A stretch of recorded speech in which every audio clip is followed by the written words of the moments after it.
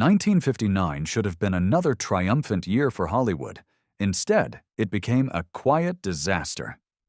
How did massive productions, legendary stars, and huge studio budgets collapse into some of the most embarrassing box office failures of the decade? Behind the glamorous premieres were panicked executives, collapsing ticket sales, and films that audiences simply refused to see. Tonight, we're uncovering 13 movies that turned 1959 into one of Hollywood's darkest financial years. And one of them nearly destroyed an entire studio. 13.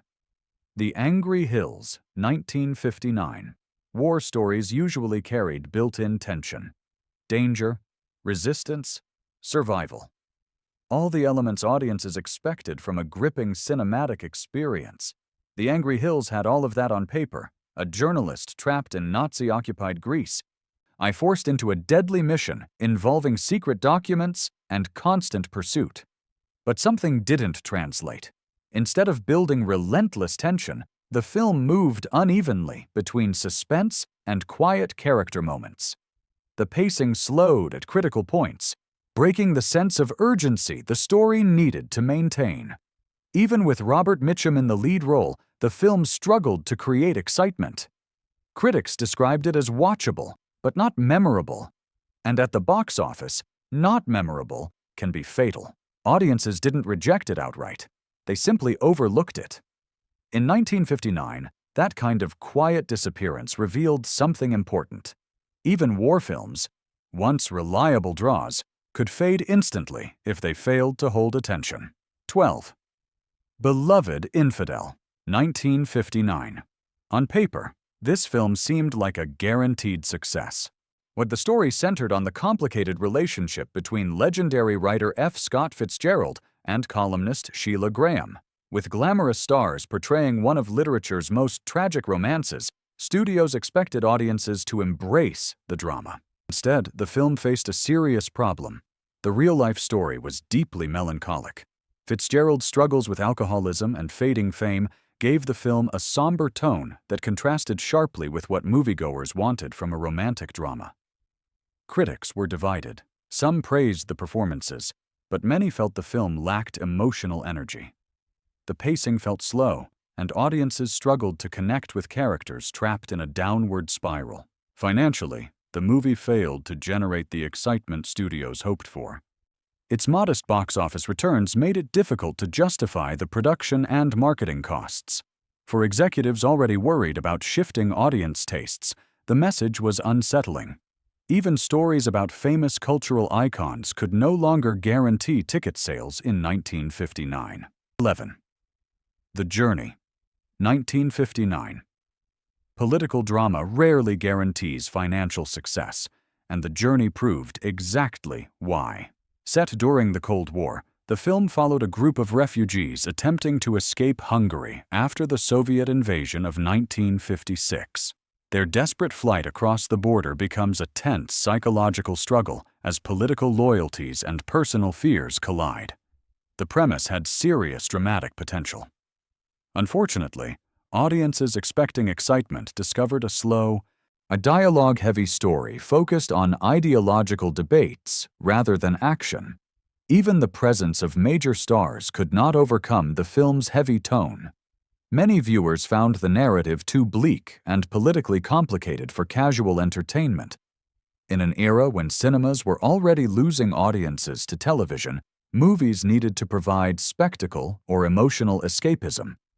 The Journey offered neither. Instead, it presented a tense chamber drama about political distrust and human desperation. The result was disappointing ticket sales across several markets. For Hollywood executives watching attendance decline, the lesson felt painfully clear. Serious political storytelling might earn respect from critics, but it rarely convinced audiences to buy movie tickets. 10. Middle of the Night, 1959. This was supposed to be a serious, adult drama, something different from Hollywood's usual spectacle. Middle of the Night explored a quiet but emotionally complicated relationship between an older businessman and a much younger woman. It focused on loneliness, vulnerability, and the uncomfortable realities of human connection. Critics respected its ambition, but audiences stayed away. The film moved at a deliberate pace, relying heavily on dialogue and emotional tension rather than visual storytelling. Long conversations replaced action. Subtle expressions replaced dramatic moments. For some viewers, it felt honest. For many others, it felt slow. In 1959, audiences were increasingly choosing films that offered escape, adventure, spectacle, or clear emotional payoff.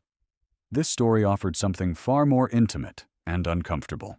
And the result was a noticeable gap between critical respect and box office performance. Financially, the film struggled to attract large audiences. For Hollywood studios, the warning was clear. Not every serious film could survive in a market that was rapidly changing, and sometimes realism itself could become a risk. 9.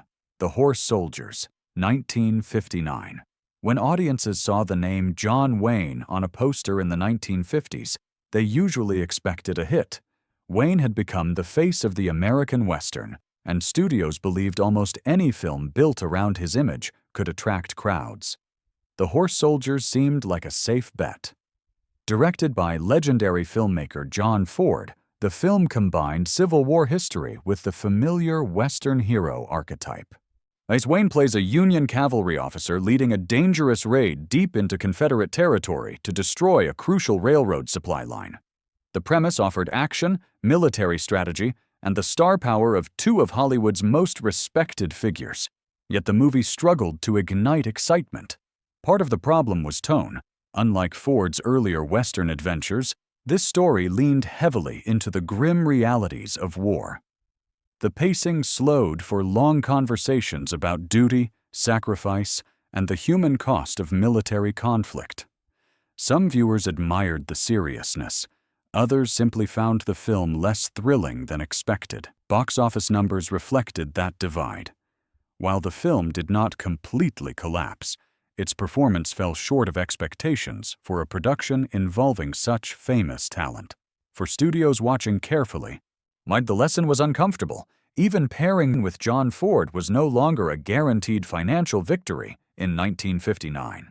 8. Darby O'Gill and the Little People, 1959. Family fantasy films usually promise safe box office results. Disney built much of its reputation on imaginative stories filled with magic, humor, and colorful characters designed to attract both children and adults. Darby O'Gill and the Little People appeared to fit that formula perfectly. The film followed an elderly Irish caretaker who discovers the hidden world of leprechauns living beneath the countryside. Using elaborate special effects for the era, the production created a whimsical fantasy landscape filled with tiny magical creatures and playful mischief. But something about the film confused audiences, and the tone shifted constantly between lighthearted comedy and unexpectedly dark, supernatural moments. Certain scenes involving ghostly figures and eerie folklore felt almost frightening for younger viewers. Parents expecting a gentle family adventure sometimes left theaters surprised by the film's unsettling atmosphere. Meanwhile, older audiences often dismissed the story as childish fantasy. This strange tonal balance created a marketing challenge. Studios struggled to clearly define who the film was meant for. The result was a theatrical run that never reached the financial heights Disney expected. Ironically, decades later, the movie would gain appreciation for its creativity and early visual effects. But in 1959, audiences weren't quite sure what to make of it, and uncertainty at the box office is rarely a good sign. Chapter 7. The Mummy, 1959. By the late 1950s, British studio Hammer Film Productions had become famous for reviving classic horror monsters with a darker and more graphic style. Their version of The Mummy promised to continue that success. Starring horror icons Christopher Lee and Peter Cushing, the film retold the ancient Egyptian curse story with richer colors, more intense violence, and elaborate Gothic atmosphere. For horror fans, the movie delivered exactly what they wanted. But mainstream audiences remained hesitant. The darker tone and gruesome imagery limited the film's appeal in certain markets, especially in regions where censorship rules restricted violent content. Some theaters also worried about showing horror films during family-friendly time slots. As a result, distribution became uneven. But the film performed reasonably well in some countries, but struggled to generate the global box office momentum the studio hoped for. Compared with Hammer's earlier monster successes, The Mummy felt slightly underwhelming financially. It wasn't a catastrophic failure, but for a studio trying to expand its horror empire internationally, the movie's uneven performance revealed a growing challenge. Horror might attract passionate fans, yet it could also scare away the wider audience needed for major box office success. 6. The Shaggy Dog, 1959. At first glance, this film hardly looks like a disaster. A teenager accidentally transforms into a sheepdog. Chaos follows. Teachers panic. A bank robbery unfolds while the dog tries desperately to protect his secret. On paper, it sounded like exactly the kind of family comedy that had helped Walt Disney Productions dominate the family market. But in 1959, the studio system was facing a strange new problem: television. Families were increasingly staying home for entertainment instead of making regular trips to the cinema. For a light comedy like The Shaggy Dog, that shift proved dangerous. The premise felt almost like something viewers might expect from a weekly TV sitcom rather than a theatrical event. Critics were amused but hardly enthusiastic. Reviews often described the film as charming yet slight. Pleasant enough, but not essential viewing. Without strong critical excitement or massive spectacle, ticket sales grew slowly rather than explosively. Studios watched closely. The lesson was unsettling. If audiences could watch light-hearted entertainment at home for free, why pay for a theater ticket? While the movie eventually developed a loyal following and later television airings helped its reputation, its initial theatrical performance raised uncomfortable questions inside Hollywood. The industry was beginning to realize something. Television wasn't just competition anymore. It was quietly changing what audiences expected from movies. 5. Rio Bravo, 1959. Today, Rio Bravo is widely considered one of the greatest westerns ever made. But when it first arrived in theaters in 1959, the reaction was far more complicated. The film reunited two towering figures of American cinema, actor John Wayne and director Howard Hawks. And the story seemed perfectly designed for audiences who loved traditional frontier adventures. Wayne plays a sheriff holding a dangerous prisoner in a small-town jail. Outside, the criminal's powerful brother gathers armed men and prepares to storm the town. Inside, the sheriff must rely on a strange group of allies: a recovering alcoholic deputy, an aging lawman, and a young gunslinger eager to prove himself. The film unfolds slowly, focusing on character relationships rather than non-stop action. That deliberate pacing divided audiences. Some viewers admired the quiet confidence of the storytelling. Others expected a faster, more explosive western and left theaters underwhelmed. Box office results reflected that split reaction. While the movie eventually earned respect and later became a classic of the genre, its original theatrical performance felt softer than studios expected for a production starring John Wayne. Hollywood executives noticed something troubling. Even reliable Western formulas were beginning to lose their guaranteed financial power. 4. The Legend of the Lost, 1959. Adventure stories set in exotic deserts had long been considered dependable box office attractions. Sweeping dunes, hidden cities, and the promise of buried treasure usually guaranteed excitement for audiences seeking escape. This film attempted to capture that same adventurous spirit with a story about treasure hunters crossing the Sahara in search of a legendary lost fortune. With stars like John Wayne and Sophia Loren leading the cast, the production promised romance, danger, and vast desert landscapes that looked spectacular on the big screen. Yet something about the movie never quite connected with audiences. Instead of delivering the fast-paced treasure hunt many viewers expected, the story shifted repeatedly between adventure spectacle and psychological drama. Long stretches focused on tense emotional conflicts between the characters, whose ambitions and fears begin to unravel as they wander deeper into the unforgiving desert. Critics often praised the cinematography, noting how beautifully the Sahara was captured on film. But many reviewers questioned the narrative structure, arguing that the story struggled to maintain momentum. By the time the film circulated widely in theaters during 1959, the excitement had already faded. Audiences expecting thrilling adventure discovered a slower and moodier story instead. The mismatch between marketing and reality weakened its financial performance. For Hollywood studios already worried about declining attendance, the message was clear. Star power alone could no longer guarantee success. 3. The Hangman. 1959 Westerns were one of Hollywood's most reliable genres, but The Hangman revealed how quickly that reliability was beginning to fade. The film followed a lawman tasked with tracking down criminals and delivering them to justice, no matter the personal cost. It attempted to explore themes of duty, morality, and isolation within the familiar structure of a Western. Yet audiences were not fully engaged. The tone leaned heavily into introspection rather than action. Instead of fast-paced gunfights and clear heroism, the story focused on the psychological burden of enforcing the law. This created a strange disconnect. Viewers expecting excitement found a slower, more reflective film. Those interested in deeper themes often felt the execution lacked intensity. Critics responded with mixed reactions. Some appreciated the attempt at depth, but many felt the film lacked the energy needed to stand out in a crowded genre. At the box office, the results were modest at best. For studios, this was another troubling signal. Even Westerns, once considered almost guaranteed hits, were starting to lose their grip on audiences in 1959. 2. Solomon and Sheba, 1959. Large biblical epics dominated Hollywood throughout the 1950s. Massive sets, sweeping musical scores, and thousands of extras helped studios create spectacles that television simply could not match.